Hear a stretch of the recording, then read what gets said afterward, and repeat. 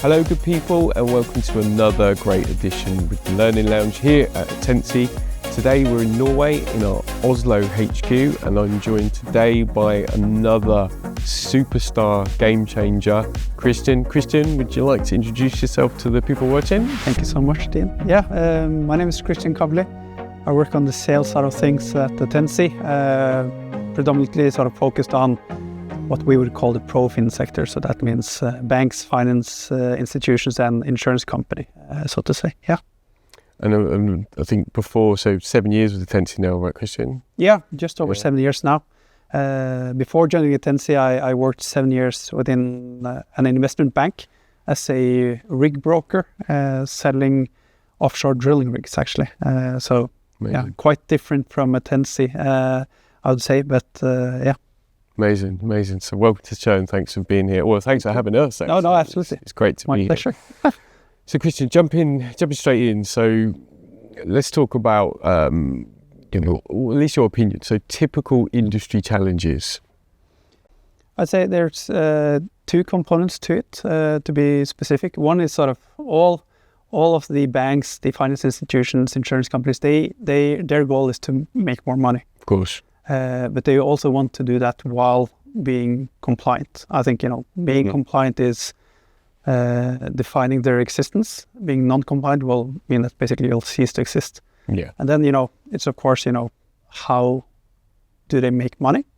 And I think that's sort of the really, really interesting things where we can, help them understand their customers better by asking right questions or giving sort of the right advice, while at the same time, I'd say, be compliant. Definitely. So to summarize, I'm sure there's many objectives, right? But the two biggest that would stand out is obviously surviving as a business, i.e. making money. Yep. But certainly, and it makes clear sense. So compliance, being compliant, those two would stand out as the key kind of objectives. So with that in mind then, what is, I suppose, almost from your experience on in the industry and here being part of Attensi, what has historical training looked like? Yeah, I think that's really interesting. And sort of to give a bit of background to that, when I joined Attensi in 2017, obviously, with my background, I sort of turned around, started targeting banks, financial institutions, etc. The feedback I got at the time, almost always was, we're a serious business. We can't do games for learning. Can't have fun. Can't have fun because, we are within sort of the serious business. And I think that's interesting also when it comes to, how has traditional learning looked like for this industry. I think looking at compliance, for example, I'd say that, the biggest challenge there for this industry is while being, serious industry, they want to make money, but making money by giving better advice and understanding their customers better. The compliance training has almost always been sort of this tick a box exercise. Just get it done. Get it done. Focus on what's bringing in the money. We just want to sort of to be certified, or we want to have an overview saying that, you've completed this training. It's almost like being compliant is being compliant, or getting the compliance training done is being compliant. But what blows my mind is the ramifications to not doing it well. So if there was an issue, I mean, that's pretty severe, right? It's a big problem. Yeah, and I think, that's where we can really, really make a difference. One thing is, I think these companies, they want to save time. They want to spend as much time as possible on what's generating value for them and for their customers.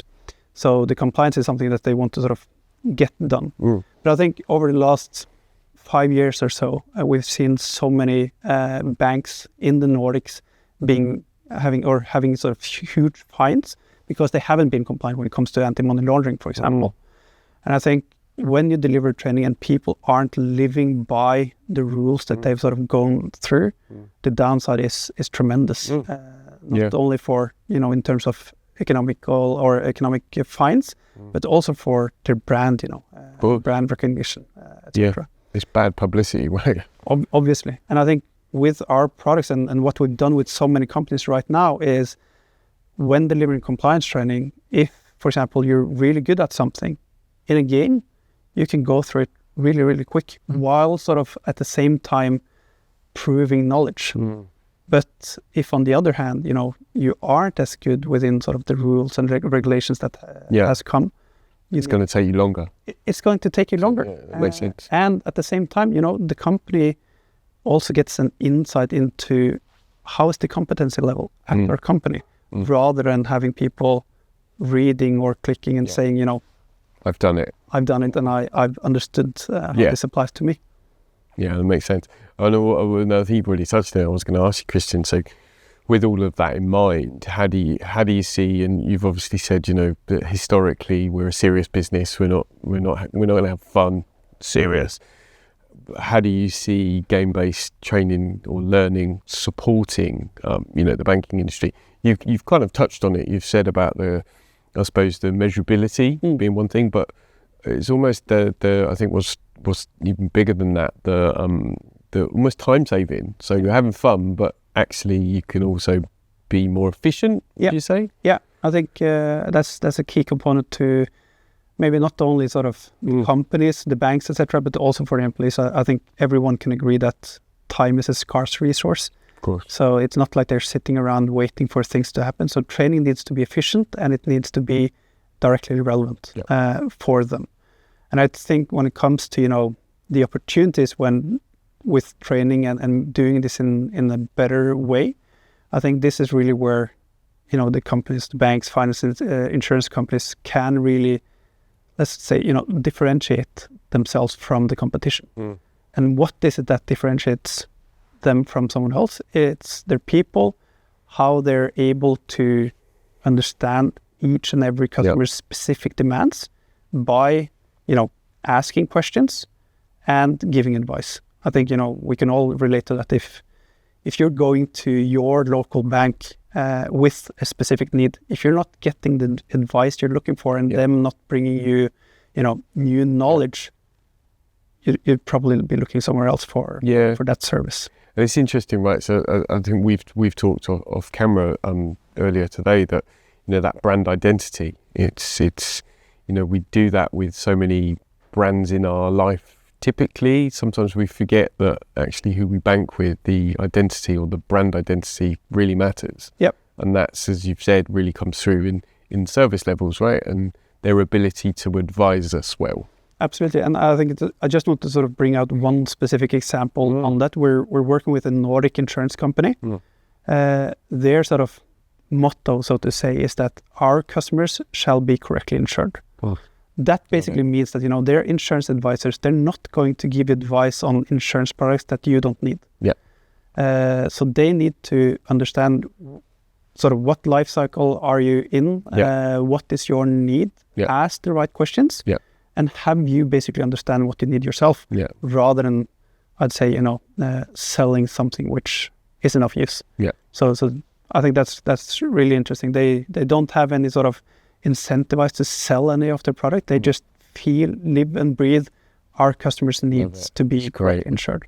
And I guess game-based, think about the game-based learning or the ability to simulate those examples with virtual customers is one thing to talk about it as a brand. It's another thing to live that through your employees, right? Absolutely. And with that case specifically, I think just to mention what we did. So for their insurance advisors, I think the most challenging topic for them to talk about was life insurance, basically talking about life and death. Most people, when thinking about insurance, they're thinking about, house insurance, travel insurance, etc. So when people call into an insurance company, it's not, to say, I want to be insured in case I die or in case my wife dies. Of course. So how do the advisors, bring this topic up? So we created a training, specifically on basically transforming these dialects from house, travel, etc. to life and death. Wow. It wasn't about selling at all.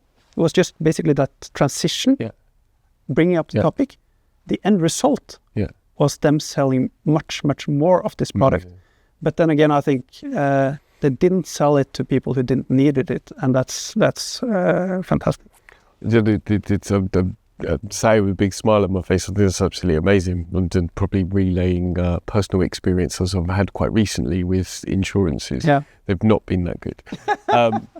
But actually, and it's built in me, I always go back to the employee. So not only that's great for the business, there's so many extra results from that. So I'm thinking about how good the employee feels. Yeah. Being able to do that and then doing it in a really positive way, that's so powerful. Absolutely. All this in mind then, Christian, so if I was to ask you, what advice or what focus area would you talk to for a brand, particularly in the banking industry?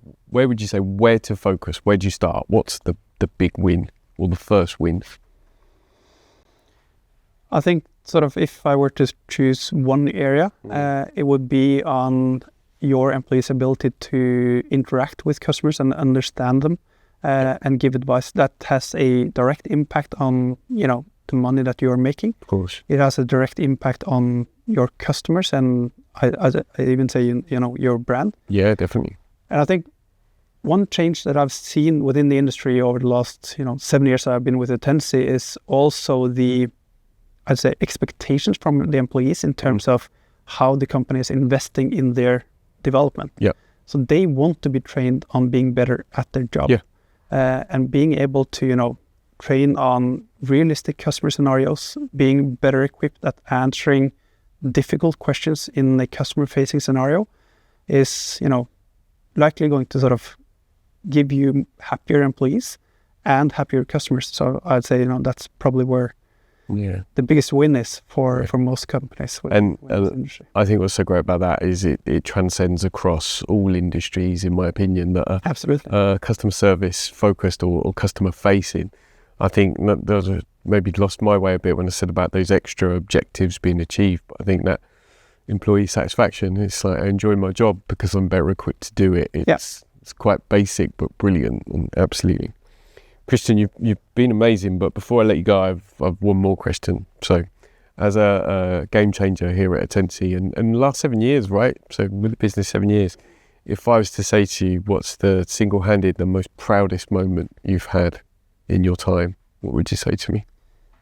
Obviously, there's been many, but I think if I were to sort of look internally or towards myself, it's some of the larger, partnerships that I've been key on landing for Attensi, which has sort of driven our growth and expansion. But I think, to be honest, if I were to sort of look at what has made the most impact for Attensi, it would be my first hire, Frederick, who I hired back in 2020, who's really sort of excelled at Attensi and taken on new roles. So yeah.